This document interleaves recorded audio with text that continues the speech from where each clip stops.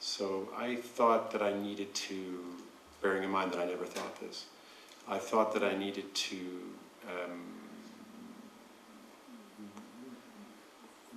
reflect on what was the origin of my work anyway, which was pictorial form, because I was working with photography and working with a strong tradition of the everyday, picture of every day and so on. And the pitch, sorry Laura, this is a long rambling way to get back to your question, but the pitch was a kind of transitional work because it seemed to me that looking at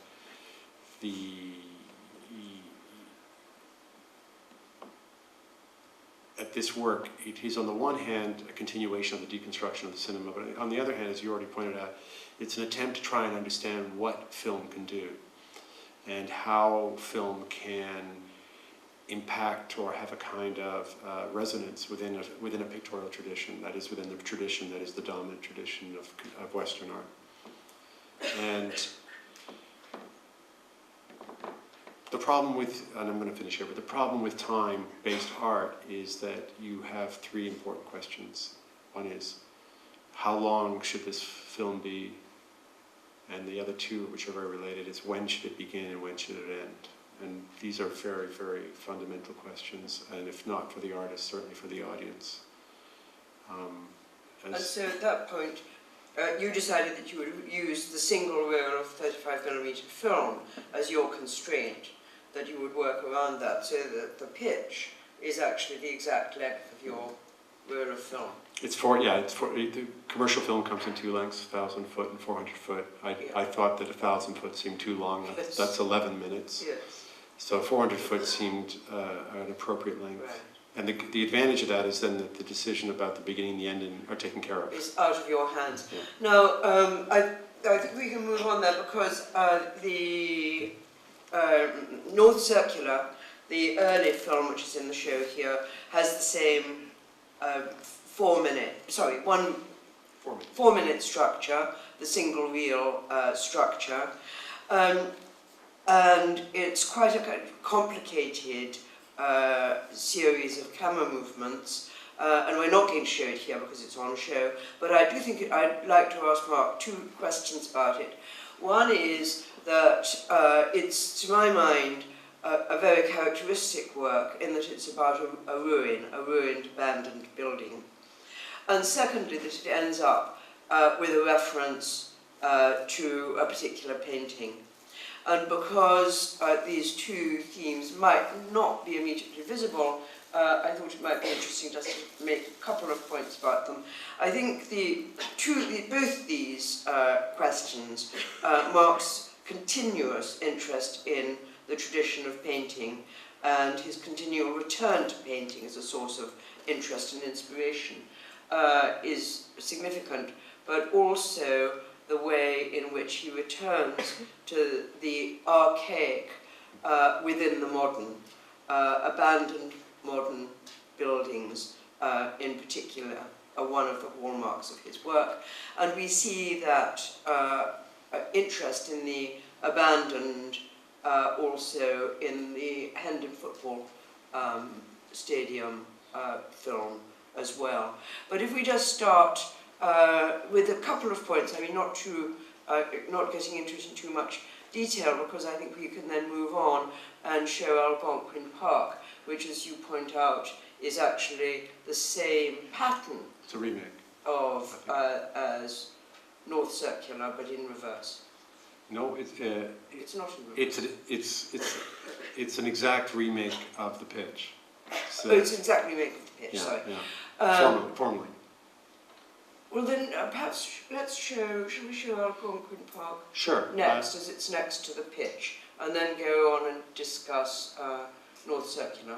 Okay, just to add that obviously with the pitch, it's a story about extras, but one of the things, as Laura says, it's a measuring of the time from the beginning to the end, and it's also a measuring of how a lens, a Cooke Ingenue zoom lens, can move from its maximum telephoto to its maximum wide. So there's a little kind of motor that allows that lens to move as smoothly as possible from. So the beginning of the film is maximum telephoto, and the end of the film is maximum wide. And I always thought that film that you just saw, that element of it was sort of lost because of the strong story element that the guy is talking about in the film. And so I always imagined that I would one day make a film that was about the Zoom, but which was not with story. But here again, I think before, just to introduce Algonquin Park, March, I think we need to stress that Mark spent a considerable part of his childhood in Canada, and scenes of, again to get back to painting references, scenes of snow, both in memory and in painting, have been of importance to you. So could you just say a few things to introduce Algonquin Park? Well, I love snow, and I love playing in the snow, and I still love playing in the snow. And I love, like everybody else, to throw snowballs. And those delightful Lumiere films where snowballs are being thrown, especially the one on the bicycle, which is one of my favorites. And there's so much to be said about snow.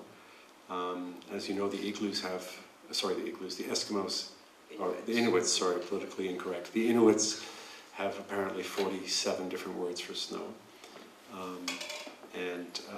There's something very magical about winter. There's something, the way in which it can actually transform material spaces, like freeze over rivers, turn them into skating rinks, combine communities that might be hostile. The French and you can imagine when the English Channel used to if it ever froze over, the English and French could have met in the middle and shared a glass of wine in a heretofore hostile climate. So it has a kind of magical transformation of space and time, and creates all sorts of, and if you look at the Dutch paintings from that coincided, Bruegel, Aberkampf, people like this, it coincided with what we now know to be the mini ice age, where Northern Europe was regularly frozen over, where the Thames was always frozen, where skating happened regularly, and so forth. You actually get a little sense of the kind of magic that can happen. Having said that, Laura, I never thought of anything to do with painting when I made Algonquin Park Early March. That's all been interpretation afterwards, which I'm happy to share, but I made it... So you mean when we went to the National Gallery and you pointed out the snow paintings, that was afterwards? That was afterwards, oh, yeah. I believe you. Anyway, I think we should look at Algonquin Park and just remember that however very, very different the content is, the form is identical to the piece that you've just seen.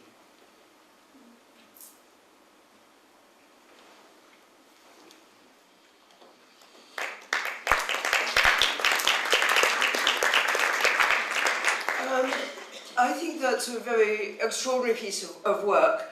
I think it hovers between, I won't say the sublime and the ridiculous, I'd say the sublime and the surreal. And I won't ask Mark to talk about this, but it was an extremely difficult piece to make, as you could probably imagine. It involved walking through deep snow at very, very low temperatures, and keeping the little boy extras on the skating rink with enormous difficulty. And apparently the crew were, towards the end of the shoot, muttering Fitzcarraldo Lewis.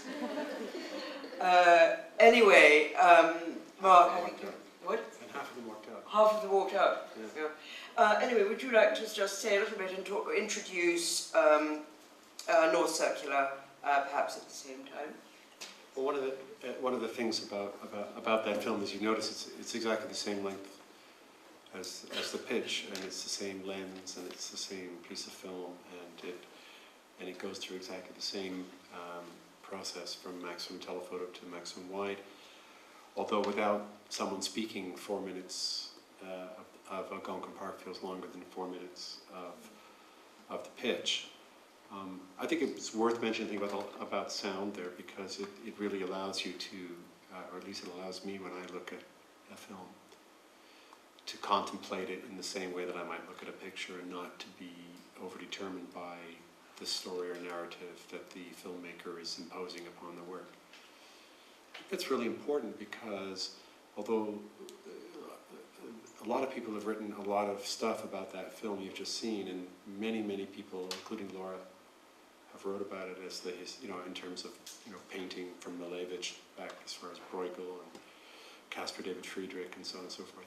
And I think that's only possible because the image itself is free to make that quotation, because I really strongly believe that pictures have a quotational life all of their own. That is to say, the quotations that you see in a picture belong to the picture and are not necessarily imposed upon it by the artist or the filmmaker. Of course, you can impose a reference, but references will reveal themselves anyway because pictures belong to their own history, to the history of every picture that's already been made. One of the things about that film, which Laura and I were talking about before, is that because the material defined the movement of the lens,